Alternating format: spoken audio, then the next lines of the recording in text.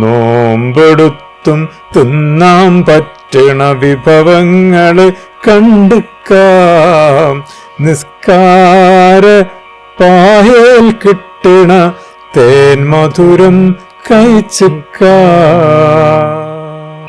ദിക്റിന്റെ എണ്ണയാൽ തിരി തെളിഞ്ഞെന്നൂടെ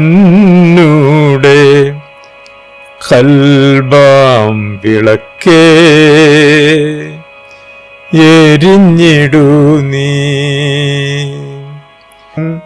ഗസയിൽ തന്നെ പോയി പാർക്കണം ഇനിയും, ഷഹീദായി മടങ്ങണമെന്ന വണ്ണം എന്നു ഞങ്ങൾക്കറിയാം. നിങ്ങളുടെ കയ്യിലെ പണ്ടാരടങ്ങിയ ഫാസിസക്കോലുണ്ടല്ലോ, അത് ഞങ്ങളുടെ മണ്ണിലെ സ്വാതന്ത്ര്യം സൗഹാർദ്ദം തല്ലിക്കെടുത്താൻ വന്നാൽ, ഇത് ഞങ്ങളുടെ രാജ്യം, ഞങ്ങളുടെ നാട്, നമ്മുടെ സ്വന്തം നാട്. ഇതിലാരൊക്കെ എങ്ങനെ എവിടെ കഴിയണമെന്നു ഞങ്ങൾക്കറിയാം.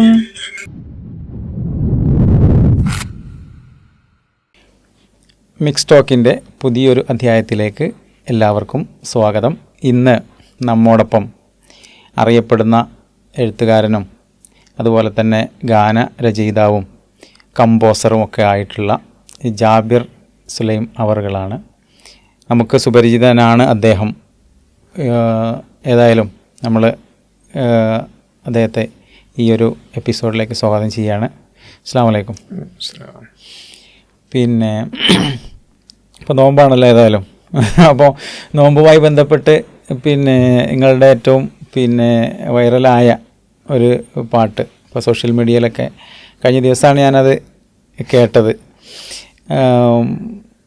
അതിൻ്റെ ഒരു വരികൾ തന്നെ വ്യത്യസ്തമായിട്ടാണ്, അതുകൊണ്ടാണ് അത് പ്രത്യേകം. അതിൻ്റെ ഈണത്തെക്കാളപ്പുറം വരികളിലുള്ള ഒരു പ്രത്യേകത ഒക്കെ അതിലനുഭവപ്പെട്ടിട്ടുണ്ട്. ഏതായാലും നമ്മൾ നേരെ അങ്ങോട്ട് പാട്ടിലേക്കാണ് കടക്കാം. അപ്പോൾ അതിലൊരു കമൻറ്റ് ഞാൻ വായിച്ചു. നോമ്പെടുത്തും തിന്നാൻ പറ്റുന്ന വിഭവങ്ങൾ കണ്ടിക്കാം. അപ്പോൾ നോമ്പെടുത്ത് തിന്നാൻ പറ്റുന്ന വിഭവങ്ങളുണ്ടോ? നോമ്പ് പാട്ട് എന്നുള്ളത് ഒരു എന്നെ കാണുമ്പോൾ ആൾക്കാർക്കുള്ള ഒരു ഐഡന്റിറ്റി പോലെ ആയി മാറിയിട്ടുണ്ട്. ഞാനിപ്പോൾ എൻ്റെ ഒരു അനുഭവത്തിൽ ഇപ്പോൾ ഈ അടുത്ത് മരണ വീടുകളിൽ നമ്മൾ സന്ദർശിക്കാൻ വേണ്ടി ചെല്ലുമ്പോഴേ സാധാരണ വീട്ടുകാർ ഒരു വളരെ നിശബ്ദമായ രീതിയിൽ നമ്മളെ സ്വീകരിക്കാനായിരിക്കുമല്ലോ അവരിഷ്ടപ്പെടുക. ഈ അടുത്ത് കുറച്ച് മുമ്പ് ഒരിക്കൽ ഒരു വീട്ടിൽ ചെന്നപ്പോഴും ഈ അടുത്ത് ഒരു മരണ വീട്ടിൽ നമ്മൾ ചെന്നപ്പോഴും വൈകുന്നേരം നമ്മളിങ്ങനെ ചെല്ലുമ്പോൾ വീട്ടുകാരിങ്ങനെ നമ്മൾ വളരെ അവരുടെ ഒരു ഖിന്നതയോട് കൂടിയിട്ടൊക്കെ നമ്മൾ സ്വീകരിക്കാം. ഈ സമയത്തേക്ക് കുട്ടികൾ വന്നിട്ട് എന്നെ പൊതിയാണ്. അവരാ മരണ വീടിൻ്റെ ഒരു മരണം സംഭവിച്ച വീട് എന്നുള്ള ഒരു അറ്റ്മോസ്ഫിയർ തന്നെ മാറിപ്പോവുകയാണ്. അതിന് മാത്രം കുട്ടികൾക്ക് പരിചയമുള്ള ഒരു പാട്ടായിട്ട് ഇത് മാറി. ഞാനിത് പറഞ്ഞത് എന്തിനാ വെച്ചാൽ, ഇപ്പോഴത്തെ ഒരു 2 ആഴ്ച മുമ്പ് ഒരു മരണ വീട്ടിൽ ഇതേപോലെ ചെന്നപ്പോൾ അവിടുന്ന് സ്ത്രീകൾ 1-2 ആൾക്കാരും ഇങ്ങോട്ട് പുറത്തേക്ക് ഇറങ്ങിയെന്ന്. എന്നിട്ട് എന്നോട് പറഞ്ഞു, ഞങ്ങൾ ഇന്ന് വൈകുന്നേരം കൂടി നിങ്ങളെ പാട്ട്. അപ്പോഴാണ് എനിക്ക് ഈ നോമ്പ് പാട്ട് കുട്ടികൾക്ക് എന്തുകൊണ്ടാണ് ഇത്ര ഇതാവണമെന്ന് വെച്ചാൽ, ഈ കുട്ടികളിൽ നോമ്പ് പിടിക്കുന്ന ആൾക്കാരുണ്ടാവല്ലോ, ഈ ആൾക്കാർ വൈകുന്നേരം ആകുമ്പോഴേക്കും ഇങ്ങോട്ട് ഇത് നോമ്പ് മുറിക്കണം എന്നുള്ള ഒരു ഇതിലാവണ സമയത്ത് ഉമ്മമാർ ഇത് ഇട്ട് കൊടുക്കണം. അങ്ങനെയാണ് അവിടുത്തെ ആ ഒരു കുട്ടീനോട് പറഞ്ഞത്. ഇവനതാ വൈകുന്നേരം നോമ്പ് മുറിക്കാൻ നിൽക്കുന്ന സമയത്ത് ഇങ്ങനെ ഇടങ്ങാറാക്കി അതാണ് ഇട്ട് കൊടുത്തോടുകൂടി പിന്നെ പോലെ അയിമലായി. അപ്പൊ അത് എന്താന്നുള്ളതൊന്നും കുട്ടികൾക്ക് അങ്ങനെ തിരിയില്ല. നമ്മളത് വലിയ ഒരു ചില ആഴങ്ങളൊക്കെ ഉദ്ദേശിച്ചുകൊണ്ട് എഴുതിയതാണ്. കുട്ടികളെ സംബന്ധിച്ചിടത്തോളം നോമ്പെടുക്കും ചെയ്യാ തിന്നും ചെയ്യാ എന്നുള്ള എന്റെ ഒരു സമാധാനം അതിന്ന് കിട്ടുന്നുള്ളതാണ്. ഒരിക്കലും നമ്മള് ഒരു സുഹൃത്ത് പറഞ്ഞു, നിങ്ങള് നോമ്പെടുത്ത് തിന്നാൻ പറ്റുന്ന സാധനം ഉണ്ട് എന്ന് പറഞ്ഞാൽ പിന്നെ കുട്ടികളെ കയ്യിലെടുക്കാൻ കഴിയാതായി പോവോ എന്ന് ചോദിച്ച പോലെയാണ്. സത്യത്തിൽ ഈ നോമ്പെടുത്ത് തിന്നാൻ പറ്റുന്ന വിഭവങ്ങൾ എന്ന് പറയുന്നത് കുട്ടികളെ പോലെ നിഷ്കളങ്കമായി നോമ്പ് നോൽക്കുന്നവർക്കുള്ളതാണ്. നോമ്പിൽ ഒരാൾ ആർക്കു വേണ്ടിയാണോ ഞാൻ ഈ നോമ്പെടുക്കുന്നത് അവനുമായുള്ള ബന്ധത്തിൻ്റെ ഒരു നിഷ്കളങ്കത അവൻ അനുഭവിക്കുന്നുണ്ടെങ്കിൽ നോമ്പ് തുറക്കുമ്പമുള്ള വിഭവത്തിനേക്കാൾ അവനക്ക് രുചികരമായ ആസ്വാദ്യകരമായ വിഭവം ആ നോമ്പുകാരനായിരിക്കെ തന്നെ അവൻ അനുഭവിച്ചു കൊണ്ടിരിക്കുന്ന വിഭവങ്ങളാണ് എന്നുള്ളതാണ്. അതിനെ തുടർന്നുള്ള വരികളിലൊക്കെ പറയുന്നത് അത് തന്നെയാണ്. നോമ്പിൽ മാത്രമല്ല ആ വിഭവം ഉള്ളത്, നിസ്കാരത്തില് മധുരമുണ്ട്, സ്വതക്ക കൊടുക്കുമ്പം വരുന്ന അഴകുണ്ട്, ഇതിലെല്ലാം ഉണ്ട് എന്നുള്ളതാണ്. പിന്നെ അതിന്റെ വളരെ പാടിയിട്ട് പറയുമ്പോൾ കുറച്ചും കൂടെ നോമ്പെടുത്തും തിന്നാൻ പറ്റണ വിഭവങ്ങള് കണ്ടുക്ക, നിസ്കാരപ്പായേൽ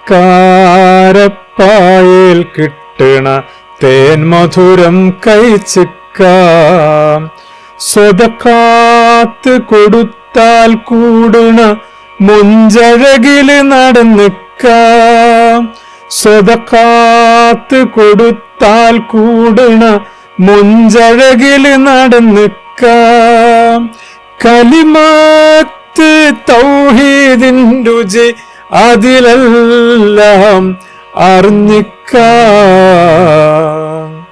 നോമ്പെടുത്തും തിന്നാൻ പറ്റണ വിഭവങ്ങള് കണ്ടുക്കാം, നിസ്കാര പായേൽ കിട്ടണ തേൻ മധുരം കഴിച്ചിക്കാം. അപ്പം ആദ്യത്തെ പിന്നെ വരികളാണ് ആ പാട്ടിൻ്റെ ഇപ്പോൾ പാടിയത് അല്ലേ? അപ്പോൾ അത് കേൾക്കുമ്പോൾ തന്നെ നമുക്ക് പിന്നെ പ്രത്യേകിച്ച് നേരത്തെ സംസാരിച്ചപ്പം പറഞ്ഞ കാര്യം, ഇപ്പോൾ കുട്ടികളെയൊക്കെ സംബന്ധിച്ചിടത്തോളം എന്താണ് ഈ നോമ്പ് നോറ്റിട്ട് തിന്നാൻ പറ്റുന്ന വിഭവങ്ങൾ എന്താണ്? കുട്ടികളെ പോലെ തന്നെ ഈ ഒരു പാട്ടിനെ ഞാൻ പറഞ്ഞല്ലോ, കുട്ടികളെപ്പോലെ കുട്ടികളുടേതായ ഒരു നിഷ്കളങ്കത ഉണ്ടാവും നോമ്പിൻ്റെ. ഞാൻ പറഞ്ഞുതരാം. കുട്ടികൾ എന്തിനാ നോമ്പ് വെൽക്കുന്നത്? കുട്ടികൾ നോമ്പ് വെൽക്കുന്നത് അവരുടെ പ്രിയപ്പെട്ടവർ നോമ്പ് നോൽക്കുന്നു എന്നുള്ളതാണ്. ഉമ്മ നോൽക്കുന്നു, ഉപ്പ നോൽക്കുന്നു, കാക്ക നോൽക്കുന്നു. അപ്പോൾ അതിൻ്റെ ഇടയിൽ നോൽക്കാത്തവരായിട്ട് ഇങ്ങനെ തിന്നുക എന്നുള്ളത് ഓൽക്കൊരു വിഷമാണ്. എൻ്റെ ഉപ്പ തിന്നണില്ല, ഉമ്മ തിന്നണില്ല, ഞാൻ ഒറ്റക്ക് തിന്ന. ചില കുട്ടികളൊക്കെ രാത്രി അത്താഴത്തിന് വിളിക്കാഞ്ഞാലൊക്കെ ഭയങ്കര പ്രശ്നമാണ്, എന്നെ വിളിക്കണം എന്നൊക്കെ പറയാം. ഈ ഉമ്മയും ഉപ്പയും വിളിക്കാതിരിക്കണം എന്തുകൊണ്ടാ? കുട്ടിനോടുള്ള കരുണ കൊണ്ടാണ്, കുട്ടിനോടുള്ള ഇഷ്ടം കൊണ്ടാണ്. എന്നാൽ കുട്ടി നോൽക്കണം എന്ന് പറയണതിനാ? ഉമ്മാനോട് ഉപ്പാനോടുള്ള ഇഷ്ടം കൊണ്ടാണ്. ഉമ്മയും ഉപ്പയും നോൽക്കുന്നുണ്ട്, ഞാനും നോൽക്കും. ഇത് തന്നെയാണ് സത്യത്തിൽ നോമ്പിൻ്റെ ഉള്ളിലുള്ള ഒരു രഹസ്യവും. എന്നെ എത്രയോ നാളായി ഭക്ഷിപ്പിച്ചുകൊണ്ട് ഇരിക്കുന്ന എൻ്റെ റബ്ബ് ഇന്നേ വരെ അവൻ തിന്നിട്ടില്ല, കുടിച്ചിട്ടില്ല, അവന് തീറ്റയുമില്ല, കുടിയുമില്ല. അവൻ എന്നെ തീറ്റിപ്പിച്ചുകൊണ്ടേയിരിക്കുന്നു, എന്നെ കുടിപ്പിച്ചുകൊണ്ടേയിരിക്കുന്നു. ഞാനും അവനെപ്പോലെ അല്പനേരെങ്കിലും അവനെപ്പോലെ ഞാനൊന്ന് തിന്നാതിരിക്കട്ടെ, കുടിക്കാതിരിക്കട്ടെ ഇല്ലേ? നോമ്പിനെ കുറിച്ച് അങ്ങനെ പറയും. നിങ്ങൾ എന്ത് ചെയ്യേ, നിങ്ങൾ തിന്നാതിരിക്കുക, എന്നിട്ട് മറ്റുള്ളവരെ തീറ്റ. ഈ ഉപ്പിയമ്മയൊക്കെ എന്താണ് അനുഭവിക്കാന്ന് വെച്ച് കഴിഞ്ഞാൽ അവർ നോമ്പുകാരാണ്, എൻ്റെ കുട്ടികളെ ഇങ്ങനെ തീറ്റിക്കും. ഇതാരുടെ സ്വഭാവമാണ്? അള്ളാന്റെ സ്വഭാവം. അള്ള എന്താ കാട്ടണം? തീറ്റിയില്ല, കുടിയില്ല, അടിമകളെ ഇങ്ങനെ തീറ്റിക്കൊണ്ടിരിക്കുക. അപ്പോൾ നോമ്പുകാരന് ഒരേ സമയം അവൻ ഭക്ഷണം കഴിക്കാതിരിക്കുന്നതോടൊപ്പം തന്നെ അവൻ ഭക്ഷണം കൊടുക്കേണ്ടതായ മറ്റാളുകൾ ഉണ്ടാവുമല്ലോ, അവർക്ക് ഭക്ഷണം കൊടുക്കൽ സുന്നത്താണ്.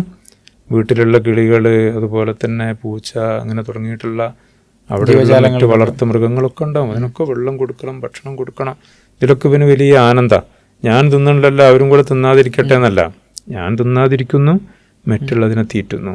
ഇതാണ് ആരുടെ സ്വഭാവം? റബ്ബിന്റെ സ്വഭാവം അതാണ്. അപ്പൊ ആ സ്വഭാവത്തെ അറിയാൻ വേണ്ടി, ആ സ്വഭാവത്തെ നമ്മൾ നമ്മിൽ തന്നെ സ്വന്തത്തിൽ തന്നെ അറിയാൻ വേണ്ടിയിട്ട് എന്തെടുക്കുകയാണ്? നോമ്പെടുക്കണം അല്ലേ? അപ്പൊ ഈ നോമ്പെടുക്കുമ്പോൾ തിന്നുന്നത് എന്താണ്? ഇവൻ തിന്നുകൊണ്ടേയിരിക്കുന്നുണ്ട് അല്ലേ? എന്തിനാണ് തിന്നുന്നത്? തൻ്റെ റബ്ബിനോടുള്ള ഇഷ്ടത്തെ, അവനോടുള്ള പ്രണയത്തെ ഇവൻ അനുഭവിച്ചുകൊണ്ടേയിരിക്കുന്നു, ഇവൻ എത്തിച്ചുകൊണ്ടേയിരിക്കുന്നു എന്നുള്ളതാണ് അതിൻ്റെ ഉള്ളിലുള്ളൊരു പൊരുൾ. എല്ലാ അനുഷ്ഠാനങ്ങളും ആചാരങ്ങളും അനുഷ്ഠാനങ്ങളൊക്കെ ഇതിൻ്റെ ഉള്ളിലെല്ലാം സത്യത്തിലുണ്ടാവുക ദൈവത്തിനോടുള്ള ഒരു പ്രണയത്തിൻ്റെ ഒരു തന്തു അതിൻ്റെ ഉള്ളിലുണ്ടാവും. അതിനെ ഒരാൾ കണ്ടെത്തുമ്പം അതിനാണ് നമ്മൾ ഈമാൻ എന്ന് പറയുന്നത്. ഈമാൻ എന്ന് പറയുന്നത് നമ്മളൊരു അമലെടുക്കുമ്പം, നമ്മളൊരു പ്രവൃത്തി നമ്മൾ ചെയ്യുമ്പോൾ അവനുമായിട്ടുള്ള ഹൃദയബന്ധത്തിന്റെ ഒരു മണിമുഴക്കം അതിൻ്റെ ഉള്ളിലുണ്ടാവും. എങ്ങനെ ചെയ്യുന്നു അപ്പുറത്തേക്ക് എന്തിനു ചെയ്യുന്നു, എന്തിനു ചെയ്യുന്നു, ഈ എന്തിനു ചെയ്യുന്നു എന്നതിനാണ് സത്യത്തിൽ നിയ്യത്ത് എന്ന് പറയാം. നിയ്യത്ത് എന്ന് പറഞ്ഞാൽ ഏതൊരു അമലിന്റെയും അടിസ്ഥാന സംഗതി എന്താണ്? നിയ്യത്താണ്. ഇപ്പൊ നോമ്പിന് നമുക്ക് നിയ്യത്തുണ്ട്. എന്താണ്? ലില്ലാഹി എന്ന നിയ്യത്ത്. ലില്ലാഹി എന്ന് പറഞ്ഞാൽ എന്താ? അള്ളാഹുവിന് വേണ്ടി എന്നാണ്. സത്യത്തിൽ നമ്മളുടെ ഈ ആരാധനകളൊന്നും ആർക്ക് വേണ്ട?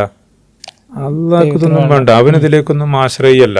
നമ്മൾ ആരാധിക്കുന്നത് കൊണ്ട് എന്തെങ്കിലും അവനെന്തെങ്കിലും ഒരു അധികാരം വർദ്ധിക്കുകയും നമ്മൾ ആരും ആരാധിക്കാത്തതിൻ്റെ പേരിൽ അവനക്ക് എന്തെങ്കിലും കുറവ് വരെ, ഇങ്ങനെയൊന്നും വരുന്നതിനെ തൊട്ട് അവൻ നിരാശ്രയനാണ്, അവൻ സമതാണ്, അവനിതിലേക്കൊന്നും ആശ്രയിക്കുന്നവനല്ല. പിന്നെ നമ്മൾ പറയുന്നത് ലില്ലാഹി. അപ്പൊ ഈ ലില്ലാഹി എന്നതിന് പിന്നെ വരുന്നൊരർത്ഥം എന്താണ്? അള്ളാഹ്ക്ക് വേണ്ടി എന്നല്ല, അള്ളാഹിനെ അറിയാൻ വേണ്ടിയാണ്, അവനെ അറിയാൻ വേണ്ടി. അപ്പൊ നോമ്പ് എന്തിനു വേണ്ടിയാണ്? അവനെ അറിയാൻ വേണ്ടി. എങ്ങനെയാണ് ഞാൻ അവനെ അറിയുന്നത്? ഇത്ര നാളും എന്നെ തീറ്റി പരിപാലിച്ച് എൻ്റെ ആഗ്രഹങ്ങളെല്ലാം നടത്തിത്തന്ന് എൻ്റെ ആവശ്യങ്ങളെല്ലാം നിർവഹിച്ചു തന്ന് അങ്ങനെ തന്നുകൊണ്ടിരിക്കുന്ന ഒരു റബ്ബിനെ ഞാൻ എന്ത് ചെയ്യാണ്? അവൻ്റെ ഒരു സ്വഭാവത്തെ എന്നിലെടുത്തിട്ട് പറയല്ലോ, അവൻ്റെ നിറത്തെ നിങ്ങൾ സ്വീകരിക്കുന്നു, അവൻ്റെ നിറത്തെ നിങ്ങൾ, ആ നിറത്തെ നിങ്ങളിൽ സ്വീകരിക്കും എന്നൊക്കെ പറയുന്നത് പോലെ അവൻ്റെ ഒരു നിറത്തിൽപ്പെട്ടതാണ് എന്ത്? അവൻ ഭക്ഷിക്കുന്നതിനെ തൊട്ട് പരിശുദ്ധനാണ്, അല്ലേ? കുടിക്കുന്നതിനെ തൊട്ട് പരിശുദ്ധനാണ്, ഉറക്കിനെ തൊട്ട് പരിശുദ്ധനാണ്.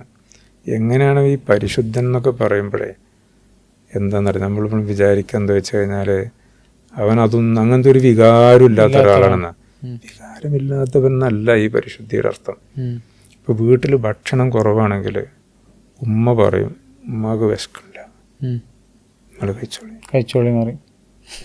ഉമ്മക്ക് വിശക്കാന്നിട്ടാണ് അല്ല.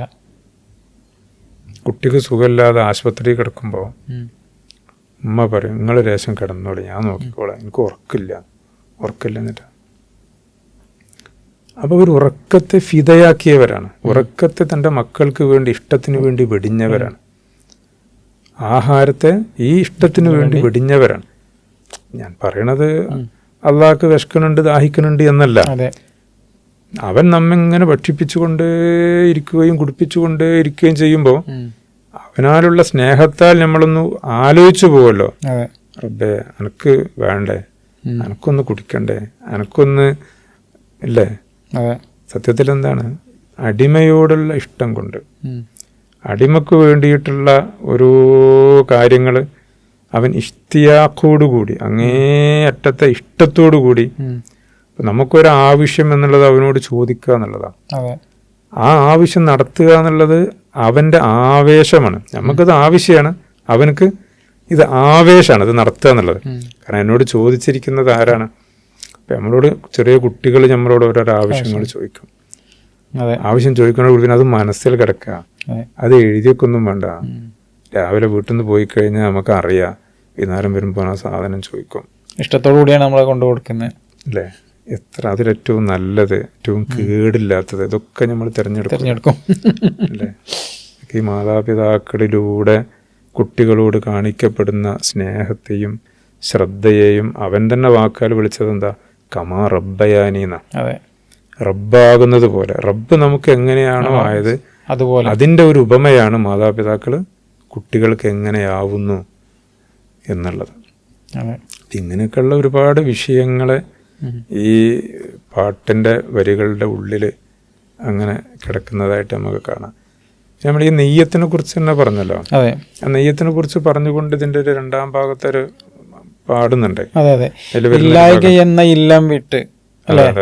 ഇല്ലായിക എന്ന ഇല്ലം വിട്ട് ഇങ്ങോട്ട് വന്നതല്ലേ, ഇല്ലാഹി എന്ന ഇഷ്കിൻ എണ്ണയിൽ എരിയുന്ന ദീപമല്ലേ, ലില്ലാഹി എന്ന നെയ്യത്തിൽ ചൊല്ലിപ്പറയുന്നതും അതല്ലേ.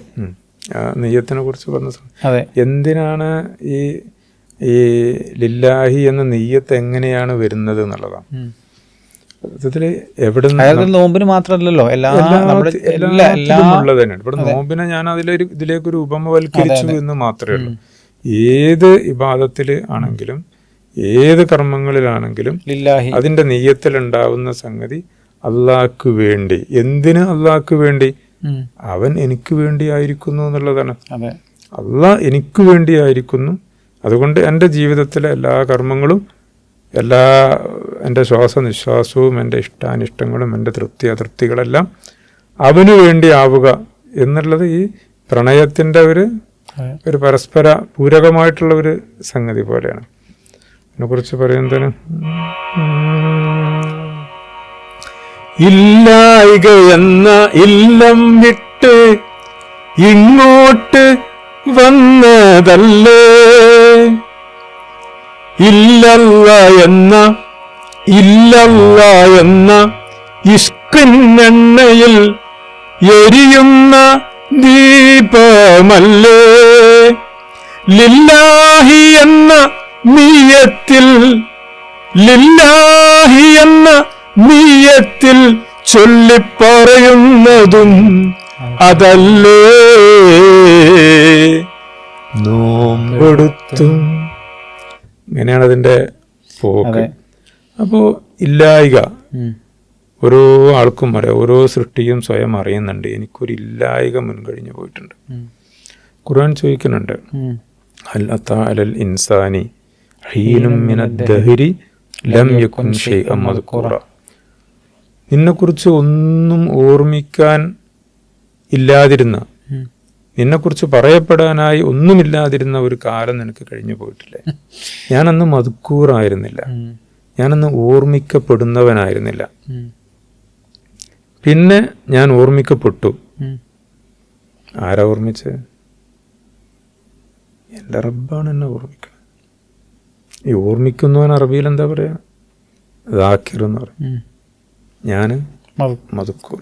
ഇപ്പൊ നമ്മളോട് പറയുമ്പോൾ അതാണ് ദിക്ർ ചെയ്യണം എന്നൊക്കെ പറയുമ്പോൾ നമ്മൾ ദാക്കിർ, നമ്മൾ ദിക്ർ ചെയ്യുന്നവൻ അല്ല, ദിക്ർ ചെയ്യപ്പെടുന്നവൻ. നമ്മളോട് അവനെ ദിക്ർ ചെയ്യാൻ പറയുന്നതിന്റെ മുമ്പേ അവനെന്ത് ചെയ്തിട്ടുണ്ട്? നമ്മളെ ദിക്ർ ചെയ്തിട്ടുണ്ട്. അവൻ ചെയ്ത ദിക്റാണിത്. അവൻ എന്നെ ഈ വിധം ഓർത്തത് കൊണ്ടാണ് ഞാൻ ഈ വിധത്തിൽ ഇവിടെ ഇങ്ങനെ വന്നിട്ടുള്ളത്. അതാണ് പറയുന്നത് ഇല്ലല്ലാ. നമ്മളെ കലിമയില്ല ഇലാഹ ഇല്ലല്ലാ. അള്ളാഹുവിനെ കൊണ്ട് മാത്രം, അവനെ കൊണ്ട് മാത്രം. അല്ലേ, നമ്മളൊരു എന്താ പറയുക, ഒരു വിളക്കിൻ്റെ തിരി ഇങ്ങനെ കത്തുമ്പോൾ താഴെ ഇരിക്കുന്ന എണ്ണ ഉണ്ടാവും. ആ തിരിയിലേക്ക് ഇങ്ങനെ പടർന്നു കയറുന്ന എണ്ണ. ആ എണ്ണയെ പറ്റി നിങ്ങൾ ചിന്തിച്ചു നോക്കി. ആ എണ്ണയിൽ നിന്ന് ആ എണ്ണ ഇങ്ങനെ വലിച്ചിട്ട് അതുകൊണ്ട് മാത്രം തെളിഞ്ഞു നിൽക്കുന്ന ഒരു നാളമുണ്ടാവും. ഈ നാളം പോലെയാണ് നമ്മളുടെ ഇവിടെയുള്ള ഉണ്മയുടെ ഉപമ, ഈ നിലനിൽപ്പിൻ്റെ ഉപമ. അതാണ് ഈ തിരിയിലേക്ക് പടർന്നു കയറിക്കൊണ്ടിരിക്കുന്ന എണ്ണയെ എങ്ങനെ ഒരാൾക്ക് എണ്ണത്തിൽ ഓർക്കാൻ കഴിയാം? നമ്മൾ പറയും എണ്ണത്തിൽ ഓർക്കാൻ തന്നെ നമുക്ക് വയ്യ.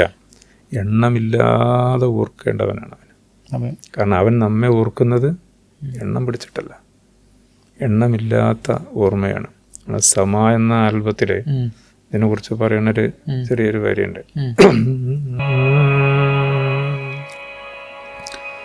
ദിക്റിന്റെ എണ്ണയാൽ തിരി തെളിഞ്ഞെന്നൂടെ കൽബാം വിളക്കേ എരിഞ്ഞിടൂ നീ. ദിക്റിന്റെ എണ്ണയാൽ തിരി തെളിഞ്ഞെന്നൂടെ കൽബാം വിളക്കേ എരിഞ്ഞിടൂ നീ. തസ്ബീഹുമാല പോൽ തസ്ബീഹുമാല പോൽ പൊഴിയും നിശ്വാസമേ. തസ്ബീഹുമാല പോൽ പൊഴിയും നിശ്വാസമേ.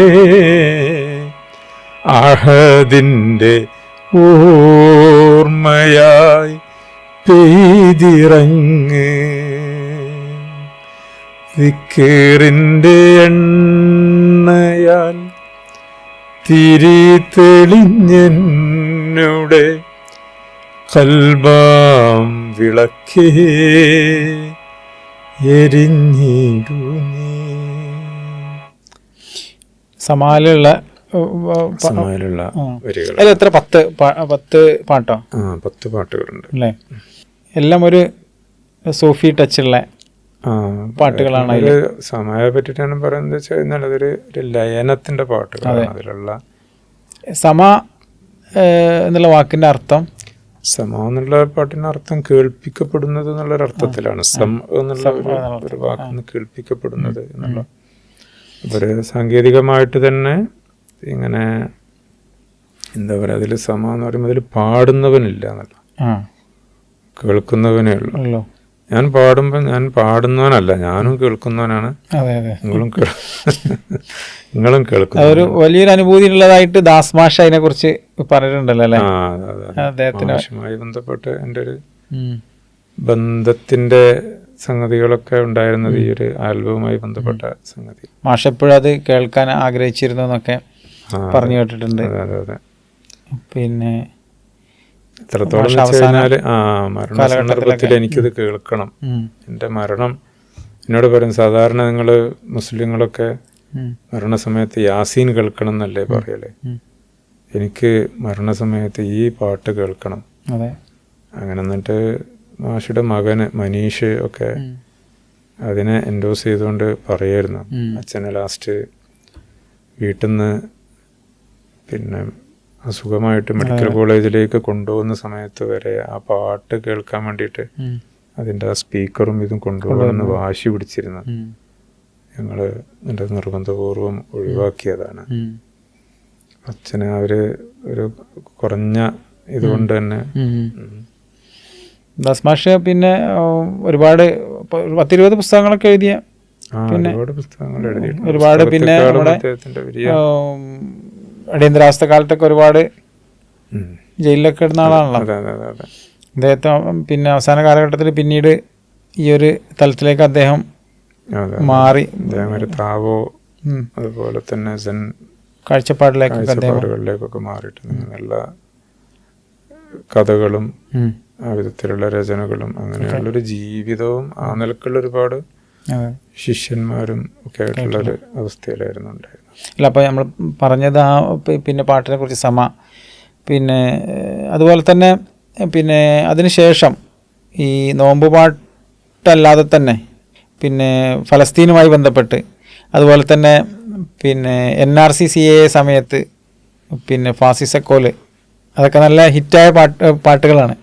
സാധാരണ സൂഫികൾ അല്ലെങ്കിൽ സൂഫി സംഗീതം അവർ തിരഞ്ഞെടുക്കാത്ത വിഷയങ്ങളാണ് സാമൂഹ്യ വിഷയങ്ങൾ എന്ന് പറയുന്നത്. അപ്പോൾ അതിനെങ്ങനെയാണ് നിങ്ങൾക്ക് അതെങ്ങനെയാണ് ഒരു വിഷയമായത്? അതായത് ഇഷ്കും പ്രേമവും മൗലായിയൊക്കെ അടുത്തുണ്ടെങ്കിലും അതൊന്നും വിഷയമാവാതെ ഫാസിസക്കോലും ഫലസ്തീനും ഒക്കെ അതിലുള്ള പറയുന്ന നമ്മൾക്കൊരു ജീവിതത്തിൽ നമ്മൾക്ക് ഇങ്ങനെ ഒരു വന്നു കയറുന്ന ഓരോ സന്ദർഭങ്ങളുണ്ടാവും.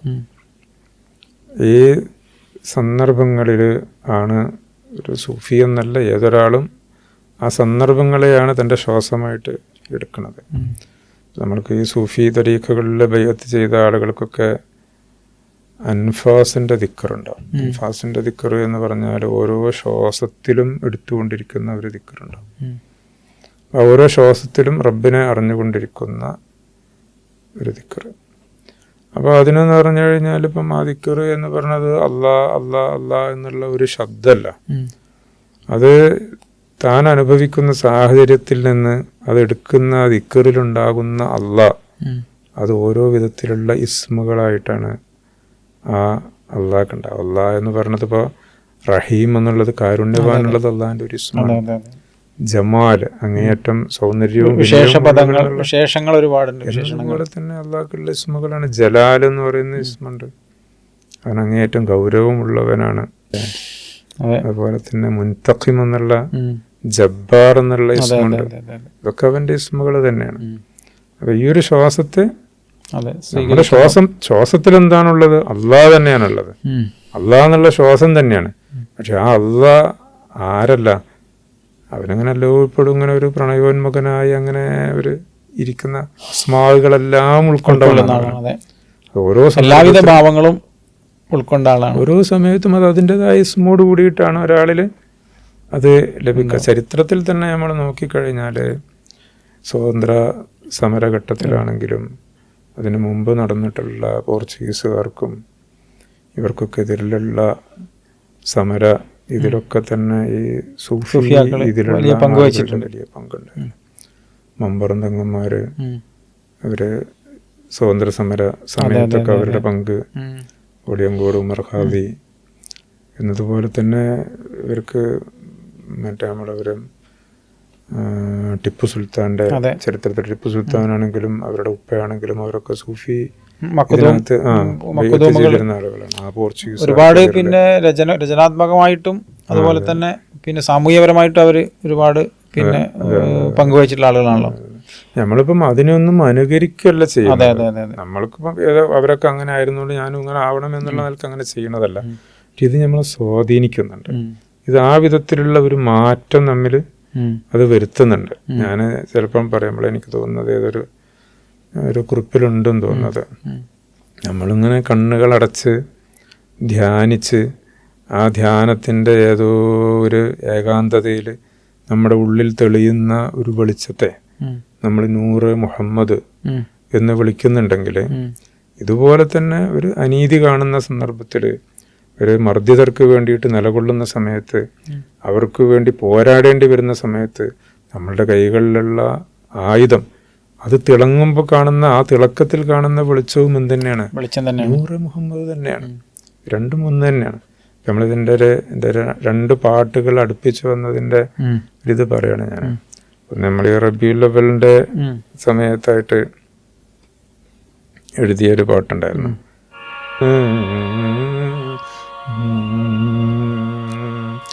ഇഷ്കിന്റെ മൂളലിൽ ഈണം വിടർന്നപ്പോ പാട്ടായി പിറന്ന നബി.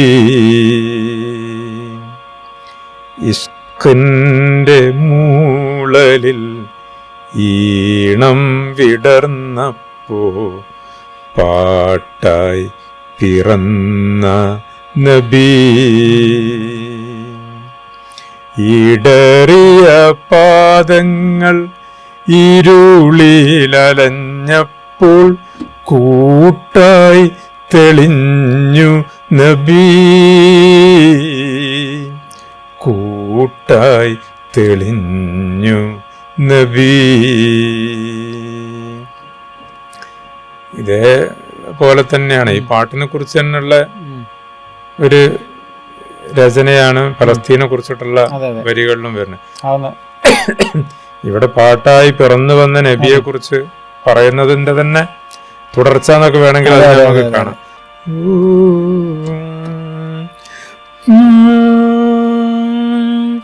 പാട്ടായി കാത്തിരിക്കേണ്ട നീ എന്നെ, ഞാൻ പടയായി പുറപ്പെട്ടു മുന്നേ.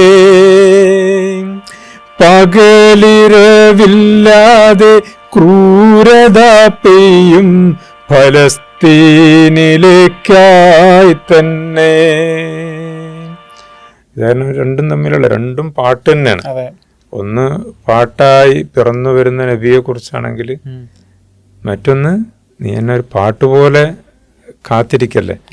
പാട്ട് അല്ലെങ്കിൽ കവിത എന്ന് പറയുന്നത് എല്ലായ്പ്പോഴും എന്തല്ല, ഇങ്ങനെ നിനക്ക് കാര്യങ്ങളെ ഒരു ശാന്തതയോടെ വിവരിച്ചു തരുന്ന, കാര്യങ്ങളെ അങ്ങനെ ഒരു സമാധാനത്തോടു കൂടിയിട്ട് എത്തിച്ചു തരുന്ന ഒന്നായിട്ട് തന്നെ അല്ല അതുണ്ടാവുക എന്നുള്ളതാണ്. ഓരോ സന്ദർഭങ്ങളിൽ അത് പടയായിട്ടും ആയുധങ്ങളായിട്ടും ചാട്ടുളിയായിട്ടും അത് അതിൻ്റെതായ രീതിയിലുള്ള വർണ്ണങ്ങളിലേക്കൊക്കെ അത് വിടർന്നു വരും. എന്നുള്ള ഒരർത്ഥത്തിലാണ്. സത്യത്തിൽ ആ പാട്ടിൽ ആദ്യം വന്ന വരികള് ആ ഗസയെ കുറിച്ചിട്ടുള്ള ആ ഒരു ഇതിൽ നിന്നാണ് ആദ്യം എഴുതിയ വരികൾ അതാണ്. പിന്നീടാണ് അതിന്റെ വരികളും ബാക്കിയുള്ള ആദ്യത്തെ വരികളൊക്കെ പിന്നീട് കൂട്ടിച്ചേർക്കേണ്ടതാണ്. അവസാനം ചെയ്ത കുഞ്ഞു മക്കളുടെ ആ ഒരു പാടിയാൽ പാട്ടായി കാത്തിരിക്കേണ്ട നീ എന്നെ ഞാൻ പടയായി പുറപ്പെട്ടു മുന്നേ, പകലിരവില്ലാതെ ക്രൂരത പെയ്യും ഫലസ്തീനിലേക്കായി തന്നെ. വാക്കുകളീണം ശ്രവിക്കാൻ നിൽക്കാതെ തോക്കായി ഗമിക്കുന്നുവെന്നേ, കവിതയോ കവചിത വ്യൂഹം തകർത്താടും വീര്യത്തിൻ ഗാഥയാകുന്നേ. കവിതയോ കവചിത വ്യൂഹം തകർത്താടും വീര്യത്തിൻ ഗാഥയാകുന്നേ.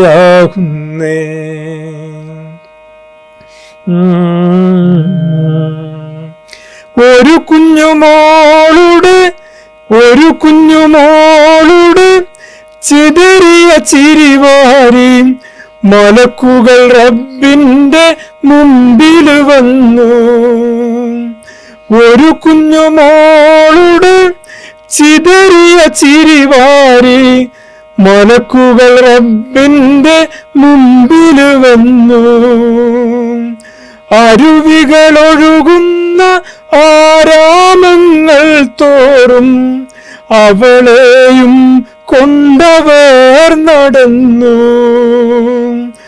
ഇനിയെന്തു വേണമെന്നാരാഞ്ഞപ്പോൾ അവളുടെ കണ്ണുകൾ ഭൂമിയിലേക്കു താണു.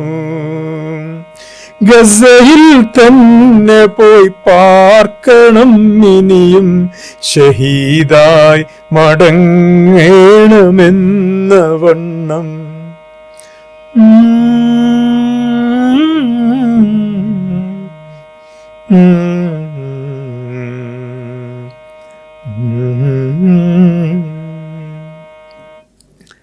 പാട്ടില് ഏറ്റവും കൂടുതൽ ഷെയർ ചെയ്യപ്പെട്ടത് ഈ ഒരു ഭാഗമായിരുന്നു. ഈ കുട്ടിയുടെ ഇത് ഇംഗ്ലീഷിലേക്ക് ഇതിന്റെ വരികൾ സൈത്തൂൻ കോളേജിലെ നന്നായിട്ട് ചെയ്തല്ലോ. അതിന്റെ ആ ഒരു എല്ലാം ചോരാതെ തന്നെ അത് നന്നായി ചെയ്തു എന്നുള്ളതാണ് അത് കേട്ടിരുന്നു. പിന്നെ അതുപോലെ തന്നെ ഈ ഇപ്പൊ നമ്മൾ പറഞ്ഞ ഫാസിസം ആയി ബന്ധപ്പെട്ട് ഒരു പ്രത്യേക എനിക്ക് തോന്നുന്നു ഈ ഒരു ഇതുവരെയുള്ള ട്യൂൺ എല്ലാം തോന്നുന്നു അതിന്റെ ട്യൂൺ അല്ലേ. അന്നൊരു ഇതല്ലേ മറ്റേ നിങ്ങളെന്നൊന്ന് ഓർത്ത് നോക്കിയാ CANRC സമരങ്ങൾ നടക്കുന്ന ഒരു സമയത്ത്. അതെ അല്ല ഞാൻ ഈ ഒരു അവസരത്തില് വീണ്ടും ആ പാട്ടിന് പ്രസക്തി കൂടാണല്ലോ. തീർച്ചയായിട്ടും അങ്ങനെ തന്നെ. അപ്പം അതൊരു ഒന്ന് പാടി നോക്കിയാലോ 2 വരി. അതിന്റെ ട്യൂണും ഒരു പ്രത്യേക ട്യൂണാണല്ലോ. ട്യൂണ് ഒരു ഊരാളി ബാൻഡുകാർ ചെയ്ത ഒരു പാട്ടിലുള്ള ഒരു മെക്സിക്കൻ ഭാരതം എന്ന് പറഞ്ഞ സിനിമയിലുള്ള ഒരു പാട്ടിന്റെ ചെറിയൊരു ചായ്വ് ട്യൂണുണ്ട്. പിന്നെ അതുപോലെ തന്നെ ചായ്വിനേക്കാളും കൂടുതൽ ആ ഫാസിസ കോൽ എന്നുള്ള വാക്കുണ്ടല്ലോ, ആ വാക്ക് നമ്മള് ആ പാട്ടിൽ നിന്ന് എടുത്തതാണ്. അതുകൊണ്ട് തന്നെ പലപ്പോഴും പല ആളുകളും ആ പാട്ടാണ് ഇതെന്നൊക്കെ ഇങ്ങനെ ധരിച്ചിട്ടൊക്കെ ഉണ്ടായിരുന്നു. അതൊരുപാട് ഷെയർ ചെയ്യപ്പെട്ടിരുന്നു നമ്മുടെ ചാനലിൽ കാണുന്നതിനേക്കാൾ കൂടുതൽ. ഇപ്പോഴും അത് പറയാം അന്നൊന്നും പിന്നെ വെച്ചാൽ വിഷ്വൽസ് ഒന്നും നമുക്ക് ഒട്ടും തീരെ പരിചയമില്ലാത്തൊരു കാലത്ത് എന്തൊക്കെയോ കുറെ വിഷ്വലൊക്കെ വെച്ചിട്ട് അങ്ങോട്ട് ചെയ്തൊരു സമയമാണത്.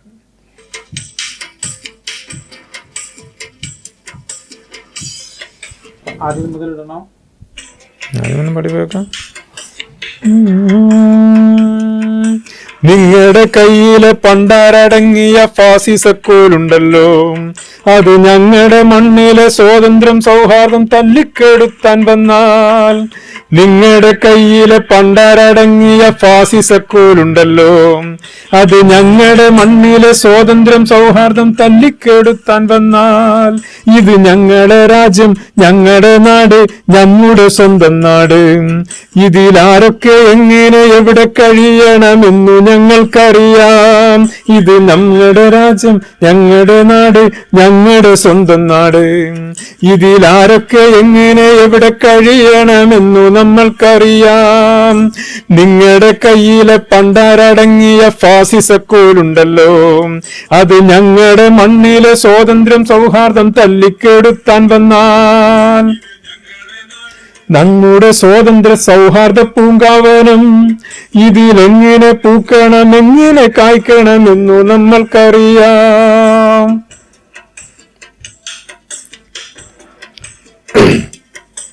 ഒറ്റുകൊടുത്ത് പിരിച്ച കരന്തെന്ന് ഞങ്ങൾ വളർന്നിട്ടില്ല. ഒറ്റുകൊടുത്ത് പിരിച്ച കരന്തെന്ന് ഞങ്ങൾ വളർന്നിട്ടില്ല. അറ്റ സമയത്ത് മാപ്പ് പറഞ്ഞത് ഞങ്ങളെ വാപ്പയല്ല.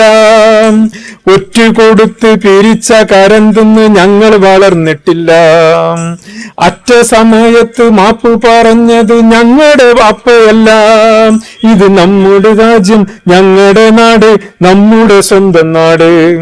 ഇതിലാരൊക്കെ എങ്ങനെ എവിടെ കഴിയണമെന്ന് നമ്മൾക്കറിയാം.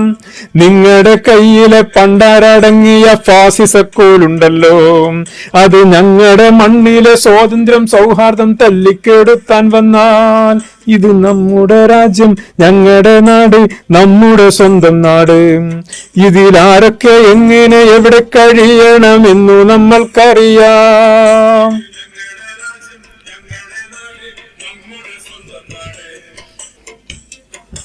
ജാതിയും തീണ്ടലും ജന്മിക്കളിയുമായി നിങ്ങൾ നടന്ന നേരം, ജാതിയും തീണ്ടലും ജന്മിക്കളിയുമായി നിങ്ങൾ നടന്ന നേരം, സായിപ്പിൻ തോക്കിനും പീരങ്കിക്കും നേരെ നെഞ്ചു വിരിച്ചതാരാം. ജാതിയും തീണ്ടലും ജന്മിക്കളിയുമായി നിങ്ങൾ നടന്ന നേരം, സായിപ്പിൻ തോക്കിനും പീരങ്കിക്കും നേരെ നെഞ്ചു വിരിച്ചതാരാം. ഇത് ഞങ്ങളുടെ രാജ്യം, ഞങ്ങളുടെ നാട്, നമ്മുടെ സ്വന്തം നാട്. ഇതിലാരൊക്കെ എങ്ങനെ എവിടെ കഴിയണമെന്നു നമ്മൾക്കറിയാം.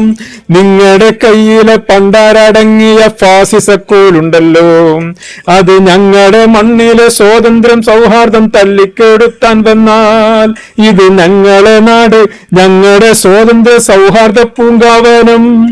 ഇതിലെങ്ങനെ പൂക്കണം, എങ്ങനെ കായ്ക്കണമെന്നു ഞങ്ങൾക്കറിയാം.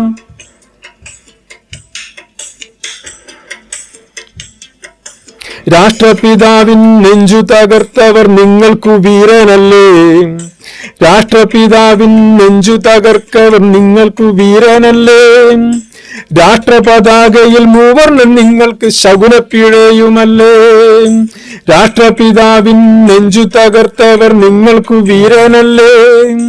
രാഷ്ട്രപതാകയിൽ മൂവർണ്ണം നിങ്ങൾക്ക് ശകുനപ്പിഴയുമല്ലേ. ഇത് ഞങ്ങളുടെ നാട്, ഞങ്ങളുടെ രാജ്യം, ഞങ്ങളുടെ സ്വന്തം നാട്.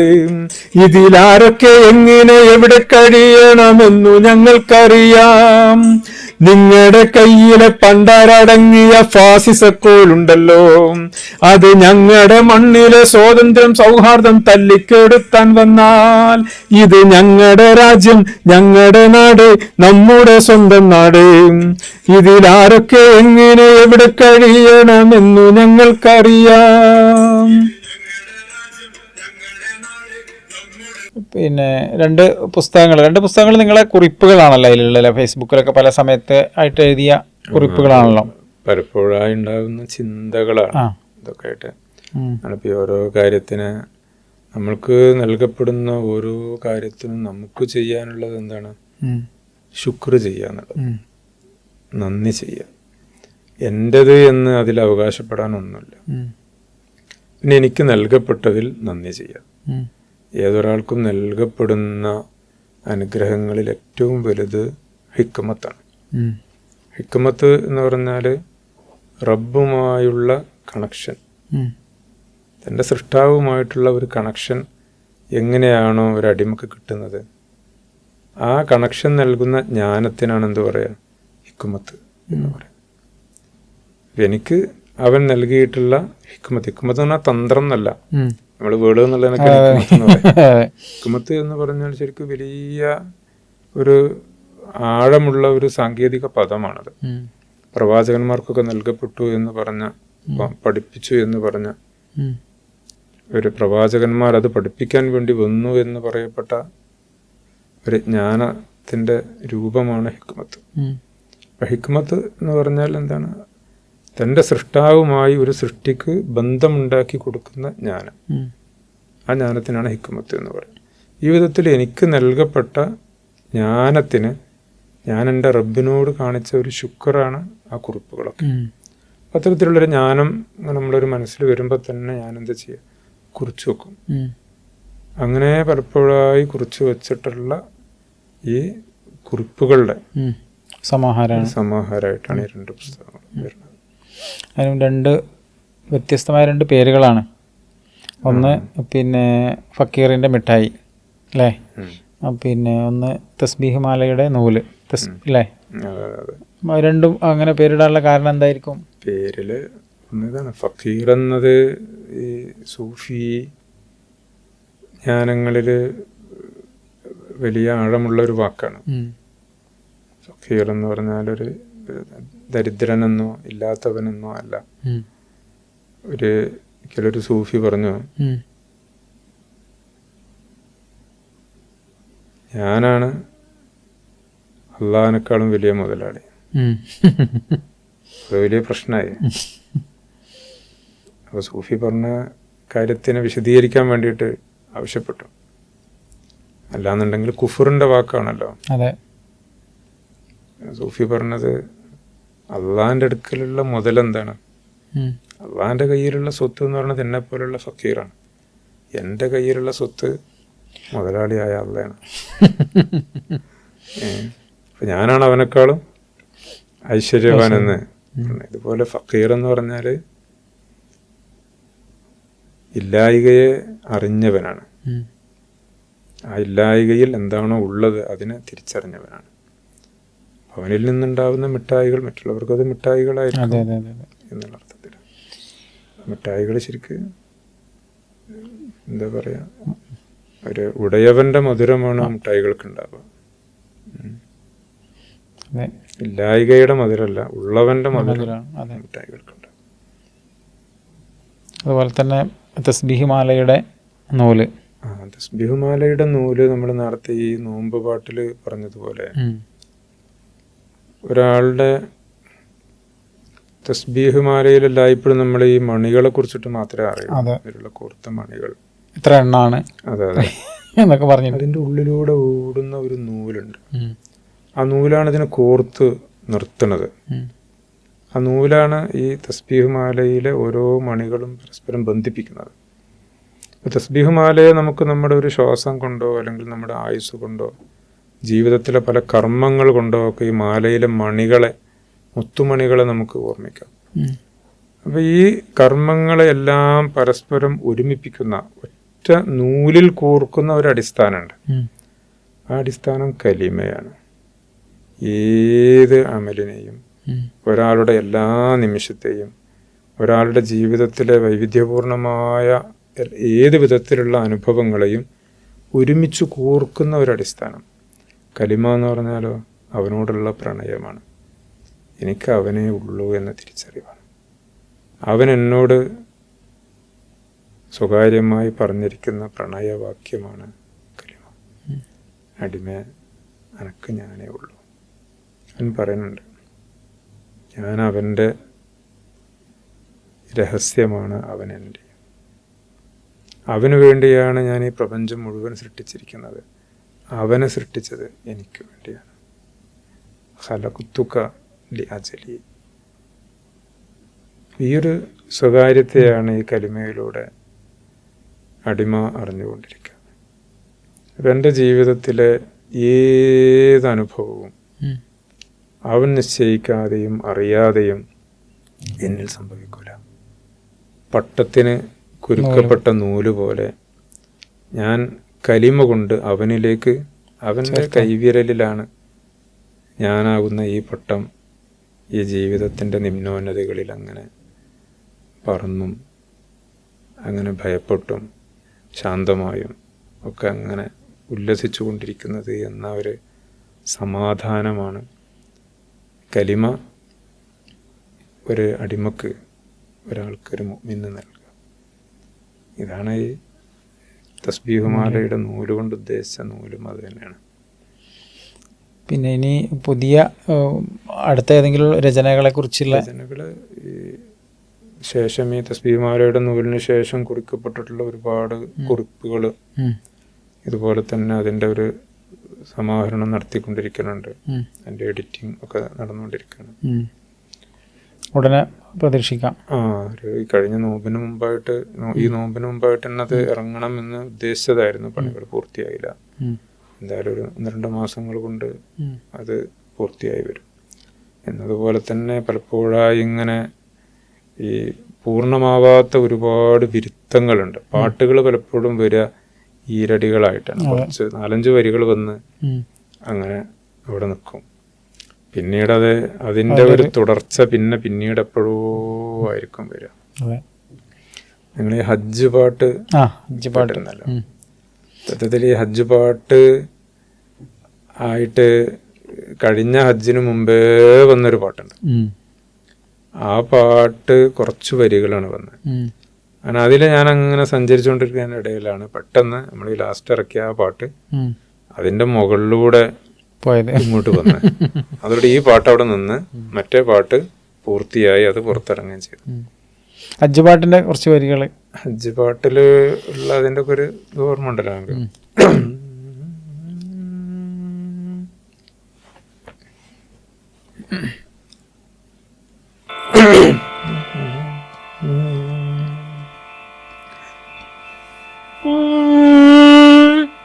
ഹജ്ജ് ചെയ്താലൊന്നും കിട്ടൂല, അല്ലാനെ കിട്ടും. ഹജ്ജ് ചെയ്താലൊന്നും കിട്ടൂല, അല്ലാനെ കിട്ടും. അഹദവന്റെ ആതിഥ്യത്തിൽ ആറാടാം പറ്റും. വമ്പു നടിച്ച് വിമാനം കേറി ഹജ്ജിന് പോകണ്ട, ലബ്ബൈക്കെന്ന ബൈക്കുമ കേറി ഹജ്ജിന് പോയിക്കോളി, നല്ല ഹജ്ജിന് പോയിക്കോളി. ഹജ്ജെന്നത് പത്രാസല്ല, പാപ്പരാണെന്നറിവാണ്.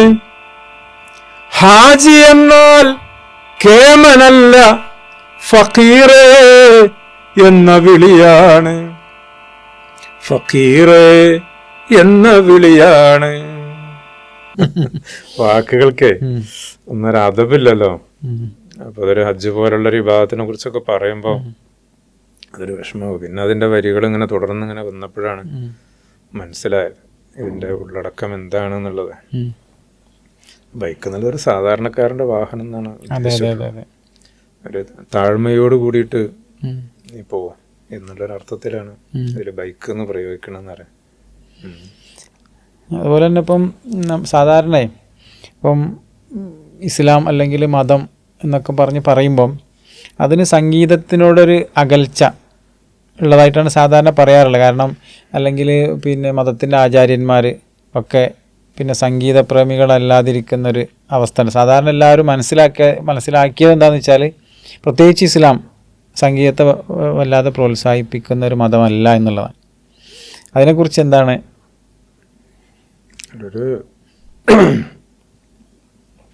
എനിക്ക് തോന്നുന്നത് ഈ ജീവിതത്തെ പല രീതിയിൽ ആസ്വദിക്കാൻ കഴിയുന്ന ആളുകളുണ്ടാവും.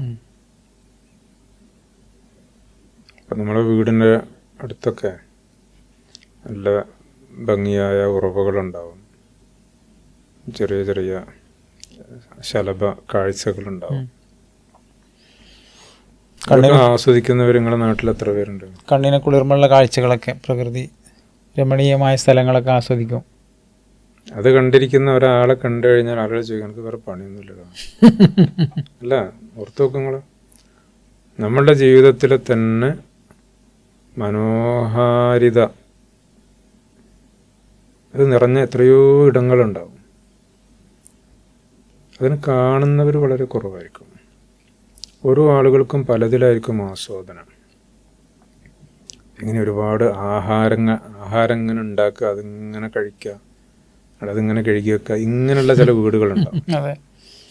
ഇതും ഭയങ്കര ഒരു നിശബ്ദതയും ഏകാന്തതയും വളരെ ഒരു ധ്യാനാത്മകമായ പല അനുഭവങ്ങളുള്ള വീടുകളുണ്ടാവും. കുട്ടികളെ നന്നായി കളിപ്പിക്കുന്ന വീടുകളുണ്ടാവും. കുട്ടികളെ ഒട്ടും തിരിഞ്ഞു നോക്കാത്ത, അവരെ കളിപ്പിക്കലൊക്കെ വെറുതെ ഒരു ഇങ്ങനെ മനുഷ്യരുടെ ഞാൻ മനസ്സിലാക്കുന്നത് സംഗീതമെന്നല്ല, അല്ലാഹു തആല ഇവിടെ ഒരുക്കിയിട്ടുള്ള അവൻ്റെ ഈ പ്രപഞ്ചത്തിലെ വൈവിധ്യങ്ങളെ മനുഷ്യർ പല കോലത്തിൽ അനുഭവിക്കുന്നവരാണ്. ഗസാലി ഇമാമ് പറഞ്ഞത് സംഗീതത്തെ ഇഷ്ടപ്പെടാത്തവർ കിളികളുടെ ശബ്ദമുള്ള പൂങ്കാവനങ്ങളിൽ നിന്ന് പുറത്തു പോകട്ടെ എന്നാണ്.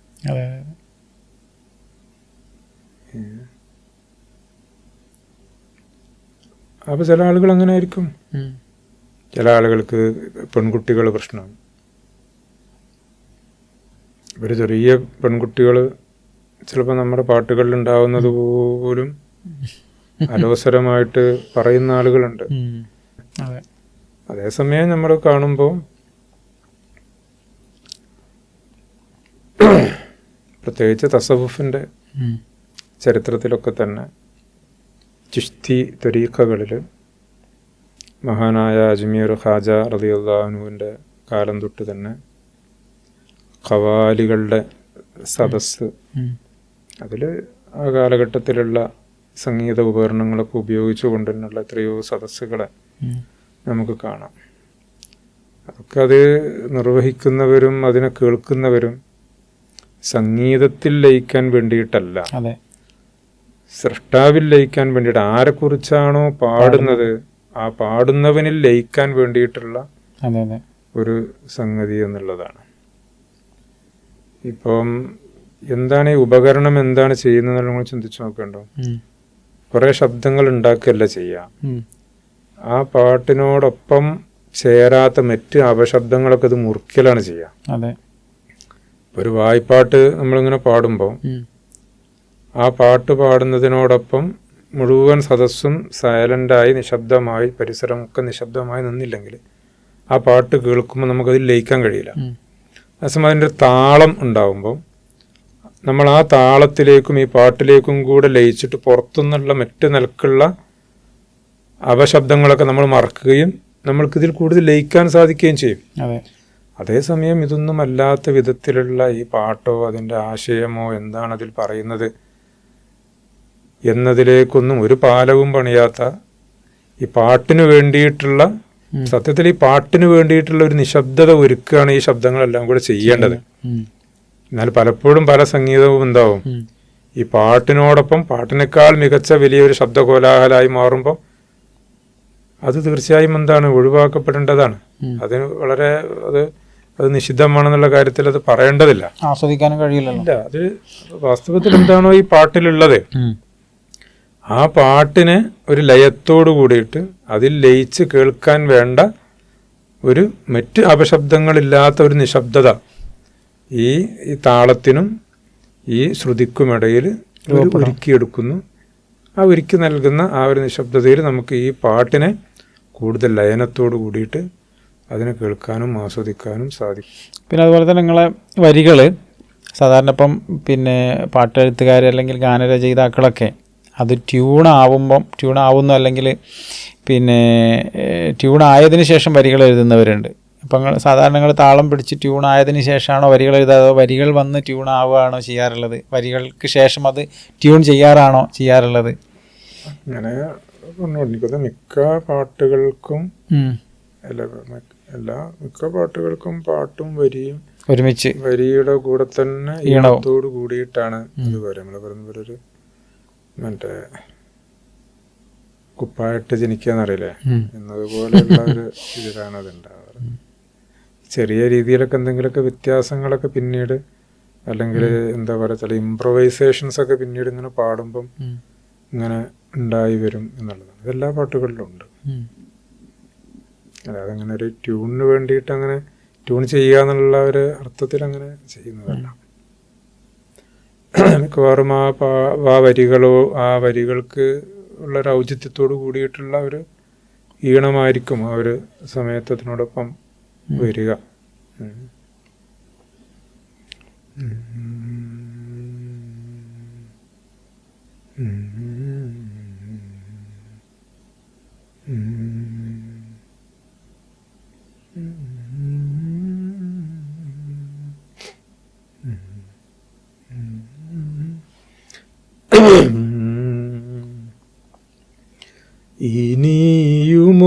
ഇനിയുമൊന്നകലാൻ നേരമില്ല, ഇനിയുമൊന്നകലാൻ നേരമില്ല, പിണക്കങ്ങൾ മാറാത്ത രാവുകൾക്കിനിയും, പിണക്കങ്ങൾ വറ്റാത്ത രാവുകൾക്കിനിയും പുലരി കാണാനുള്ള കാലമില്ല, പുലരി കാണാനുള്ള കാലമില്ല, ഇനിയുമൊന്നകലാൻ നേരമില്ല. ഒരു പുതിയ എപ്പോഴുമായിട്ട് ഇങ്ങനെ വന്ന് കിടക്കുന്നൊരു പാട്ടാണ്. ഇതൊരു ആരായിരുന്നു എന്ന് വെച്ച് കഴിഞ്ഞാൽ ഇപ്പം നമുക്കൊക്കെ ഉണ്ടാവും ഒരു ദാമ്പത്യം ഉണ്ടാവുമല്ലോ. ദാമ്പത്യത്തിൽ കുറഞ്ഞ അതിൻ്റെ ഒരു തുടക്കകാലം തന്നെ അതിൻ്റെ പ്രണയത്തിൻ്റെ സന്ദർഭങ്ങളൊക്കെ പെട്ടെന്ന് തന്നെ തീർന്നു പോകും. പിന്നെ ഇവരൊരു ജീവിതം ഇങ്ങനെ ജീവിക്കണം. അപ്പം ആ ഒരു ജീവിതത്തിൽ മിക്ക സമയത്തും ഇവർ തമ്മിൽ പിണക്കത്തിലായിരിക്കും. ഇഷ്ടമുണ്ടാവുന്ന സ്നേഹം പരസ്പരം അങ്ങോട്ടും ഇങ്ങോട്ടും അനുഭവിപ്പിക്കുന്ന സന്ദർഭങ്ങൾ വളരെ കുറവായിരിക്കും. കുട്ടികളായി പോയതുകൊണ്ട് ഒരുമിച്ച് ജീവിക്കണോണ്ട് അങ്ങനെ ജീവിതം പൂർത്തിയാക്കുക എന്നുള്ള നിലക്കുള്ള ഒരു കൊണ്ടുപോകലാണ്. ഇവരാണെങ്കിലോ ഇവർ രണ്ടുപേരുടെയും ജീവിതം ഏതാണ്ട് അവസാനിക്കാറായിട്ടുണ്ട്. കുറഞ്ഞ നാളുകളേ ഉള്ളൂ.